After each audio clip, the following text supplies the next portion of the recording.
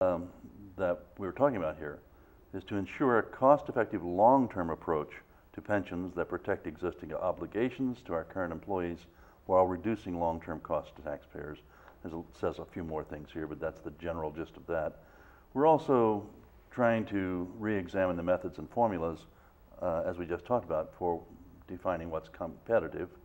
And we're looking at alternatives that may be feasible in adjusting the system.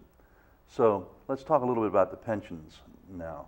One of the things that we've seen over the years is that our pension contribution each year has tended to be going up, and going up faster actually than our revenues have been going up. Now, sooner or later, that becomes a problem. I think it's already a problem. The bottom line is that the more you have to contribute out of the general fund to the pension side of the equation, the less money you have to hire people or to provide services and programs. So every year we find that as the pension costs go up, it squeezes every other element of our budget. We have not added significantly to our public safety forces in the last decade. We haven't added significantly to our fire department in the last decade. At the same time, our calls for service have risen at least 30%. In some cases, much, much more than that. So we're doing more with fewer people, at least as a ratio to population and so forth, and a ratio to calls and call volumes. If we can't hire additional people because we're putting so much money into the benefit side of the equation, it's a problem. And I think it has been a problem. That's why we're looking at this task force the way we have been. It certainly has been impressive to review how the costs of retirement under the state of California Public Employees Retirement System, which the city contracts with, have gone up.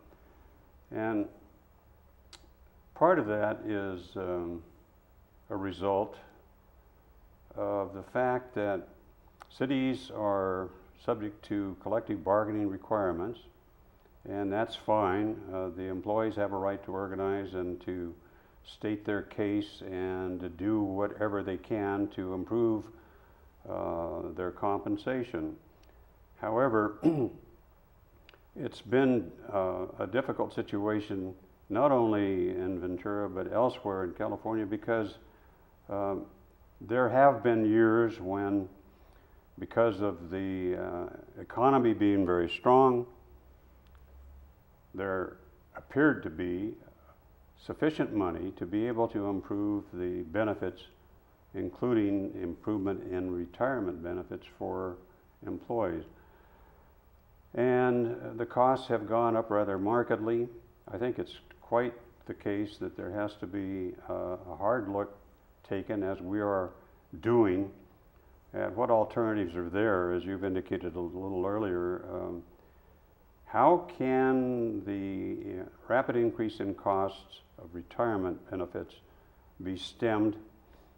What are the alternatives? And so we've spent a good deal of time, as requested by the council, looking at different alternatives, and I presume that you would like to get into what some of those are.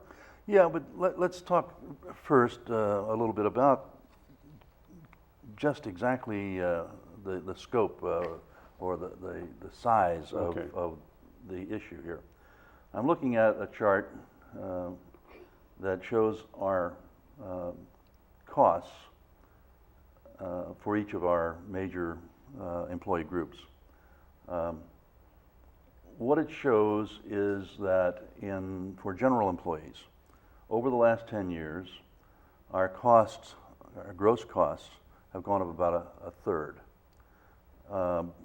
In the police department, our gross costs over that same period of time has gone up 50%, much, much higher increase, and approximately the same with respect to the fire department. Mm-hmm. At the same time, the benefit costs in the police department as a percentage of the gross costs, gross salary costs, has almost doubled. Same with the fire department. And by the same token, for all other employees, it's only gone up 10% in the 10 years. So clearly the benefit side of this problem is being driven by the public safety forces. And it's important to understand how much that is. We have, at this point, seen increases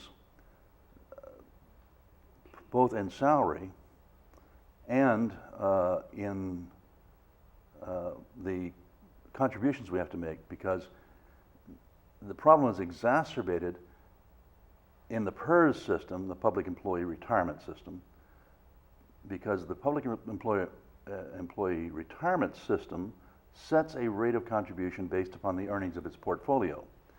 In the last 2 or 3 years, of course, that portfolio has suffered considerably in the investment market. As a matter of fact, last year alone, PERS lost $50 billion in the investment market. Over the last 2 years, they've lost 1/3 of their entire portfolio. And everybody says, well, the PERS system is sound. And the reason they say that, of course, is because under the PERS system, when they don't have enough money, they simply tell the participants, the cities or the counties, give us more money. And so as a result, the burden falls to us to make up for these problems. Added to that, we now also realize that the longevity of our retirees is increasing significantly. And that means that the burden grows heavier. Those are the issues here. It's a combination of increasing salaries, because the contribution is a percentage of salary. It's a function of increasing longevity, which means the amount of money that has to be in the system is bigger. And it's a function of the losses in the portfolio that PERS has that's driving these costs.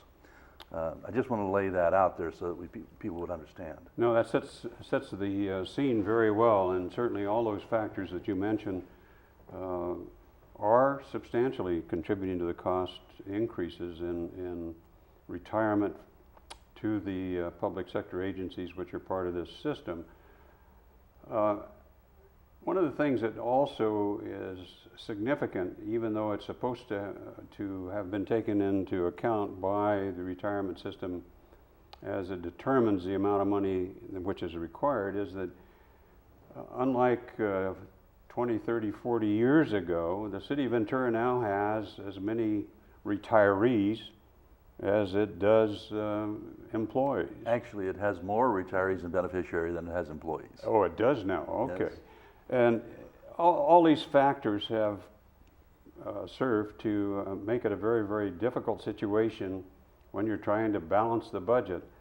I think that looking at the longer term future, I don't believe that there's any question but that there has to be a change in how retirement is dealt with at the local government level.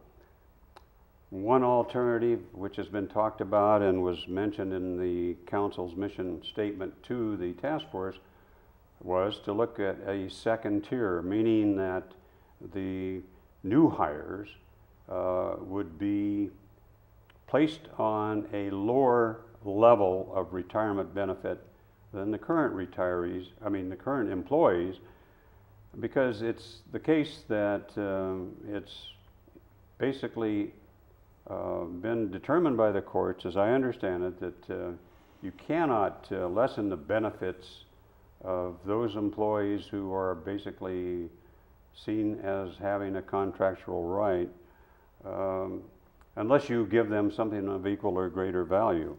So, okay, so is it a good idea as you consider hiring new employees in the future to put them on a different level of retirement benefits? the argument is made that, well, we don't have the money to hire additional employees, so how is that going to improve our situation, at least very quickly? Seems to me that even though that may well be the case for a while, that you're going to have turnover, you're going to have employees retire, you're going to have some employees leave, although there's not very much of that during this period of economic recession. So it would seem to me that at a minimum, there ought to be a move taken to set up a lesser benefit system for new hires. Another approach would be one which we've put a lot of time and effort into understanding, and that is what is called the defined contribution program. One of the interesting things that's happened in the last 20, 30 years that I'm quite well aware of is that private sector has gone from defined benefit, which is what the city has, to defined contribution programs.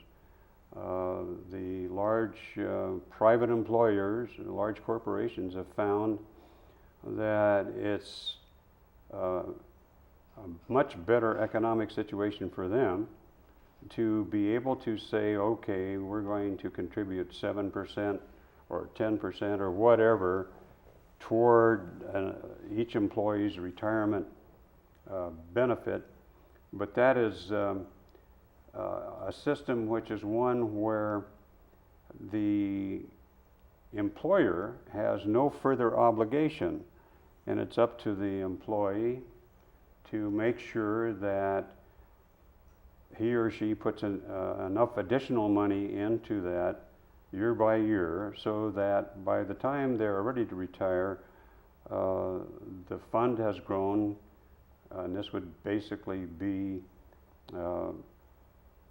like a 457 or a KEO plan, as I understand it, so that they are able to retire in a manner in which they would like to.